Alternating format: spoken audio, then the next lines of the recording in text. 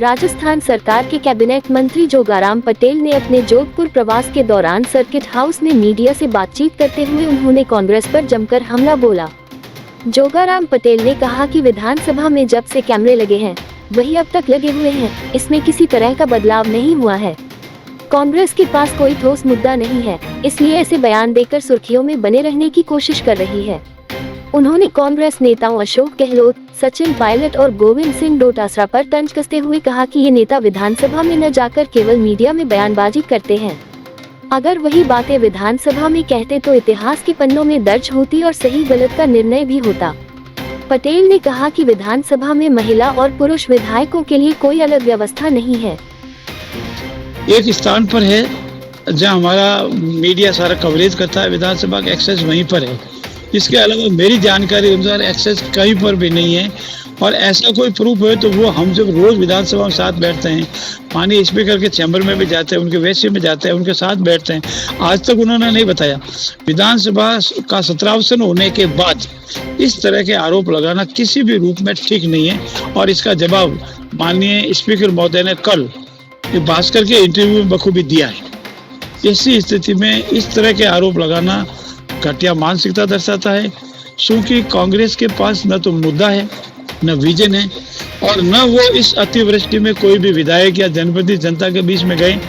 उनका धरातल धीरे धीरे खिसक रहा है, और ऐसी स्थिति में जब दिया बुझता है तो थोड़ा ज्यादा टमटमाता है, और वो स्थिति उनकी हो रखी है। एक तरफ डोटासरा जी नहीं आ रहे हैं विधान सत्र में, और दूसरी तरफ इस तरह के आरोप लगाना किस तरह से? नहीं, डोटासरा जी नहीं, माननीय अशोक गहलोत जी विधानसभा के अंदर नहीं आए, माननीय सचिन पायलट जी एक बार आए, गोविंद जी डोटासरा बिल्कुल नहीं आए, और ऐसे उनके अनेक वरिष्ठ नेता हैं जो विधानसभा के फ्लोर पर नहीं बोलते हैं, सिर्फ आपके समक्ष मीडिया के समक्ष बोलते हैं और सुर्खियों में बना रहना चाहते हैं। राजस्थान सरकार ने असाध्य व गंभीर बीमारियों से ग्रसित बुजुर्गों को घर पर इलाज देने के लिए होम बेस्ड पैलिएटिव केयर नामक योजना शुरू की है। योजना के तहत असाध्य बीमारियों से ग्रसित ऐसे बुजुर्ग मरीज जिन्हें अस्पतालों में भर्ती होकर इलाज की आवश्यकता की व्यवस्था नहीं है, या जो मरीज कहीं आ जा पाने में सक्षम नहीं है, उन्हें अपने घर पर ही इलाज, देखभाल व परामर्श उपलब्ध कराया जाएगा। होम बेस्ड पैलिएटिव केयर नामक योजना मुख्य रूप से कैंसर, लकवा, किडनी, हृदय व सांस रोग से ग्रसित बुजुर्ग मरीजों के लिए है। ऐसे मरीजों को उपचार और देखभाल की सुविधा उपलब्ध कराने के लिए प्रशिक्षित नर्सिंग स्टाफ एवं मेडिकल ऑफिसर घर जाकर उचित इलाज करेंगे। मरीजों को संजीवनी योजना में उपलब्ध निःशुल्क दवा देने के साथ दवाइयों के नियमित सेवन की प्रक्रिया भी बताएंगे।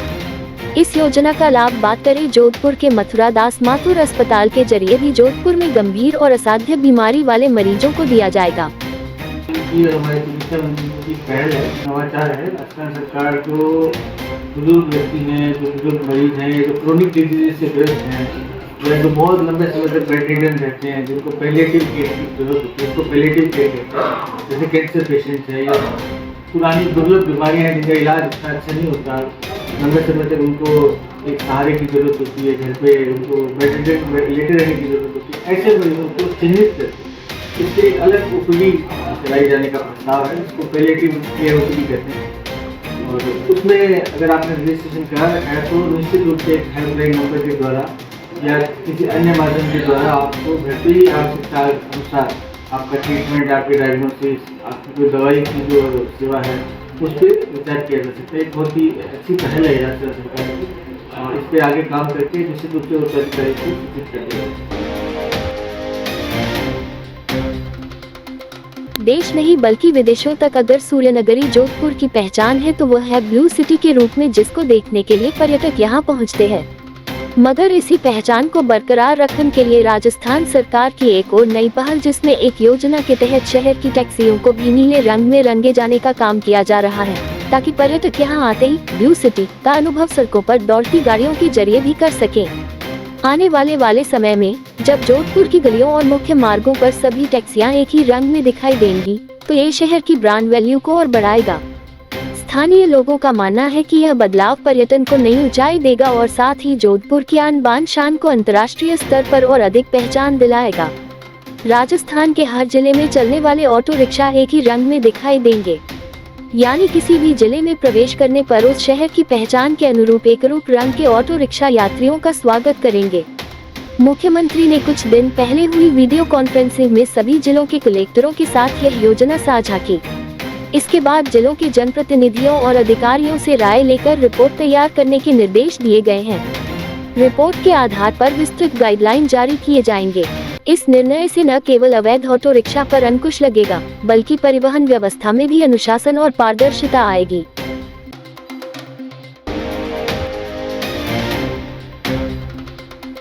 शनि ग्रह न्यायप्रिय एवं कर्म फलदाता का प्रतीक है। मेहरू बाग पार्श्वनाथ जैन श्वेतांबर तीर्थ में चल रही 9 दिवसीय नवग्रह आराधना के 7वें दिन आराधकों को संबोधित करते हुए साध्वी अर्चित कुन्नाश्री ने कहा कि शनि ग्रह न्यायप्रिय एवं कर्म फलदाता का प्रतीक है। उन्होंने कहा कि शनि ग्रह सभी जीवों को उनके अच्छे बुरे कर्मानुसार फल देते हैं, इसलिए इसे न्याय का देवता भी कहा जाता है। शनि ग्रह अनुशासन, परिश्रम, धैर्य, दृढ़ता एवं दीर्घायु का भी घोतक है। उन्होंने कहा जिसका ये ग्रह कमजोर होता है उस व्यक्ति को परिश्रम के बावजूद भी असफलता ही हाथ लगती है। झूठा आरोपित होता है, एकाग्रता का अभाव, कोर्ट कचहरी के चक्कर, धन हानि एवं व्यसनी बन जाता है। शारीरिक रूप से भी अस्थिर, जोड़ों एवं पैरों की दर्द से भी ग्रसित रहता है। तीर्थ के प्रवक्ता दिलीप जैन एवं सचिव जगदीश गांधी ने बताया कि गुरुवर्या ने इस ग्रह को मजबूत करने हेतु शनिवार के दिन परमात्मा मुनि सुहृद स्वामी के साथ शनि मंत्र का जाप काली कसौटी की माला से करने की प्रेरणा देते हुए 21 आयम्बिल काले उड़द से करते हुए काले वस्त्र एवं तेल का दान करने के लिए भी कहा। ये थे आज के मुख्य समाचार। विस्तार से जानने के लिए पढ़ते रहिए दैनिक नवज्योति। दैनिक नवज्योति के YouTube चैनल को सब्सक्राइब करें और ताज़ा अपडेट के लिए बेल आइकॉन दबाएं।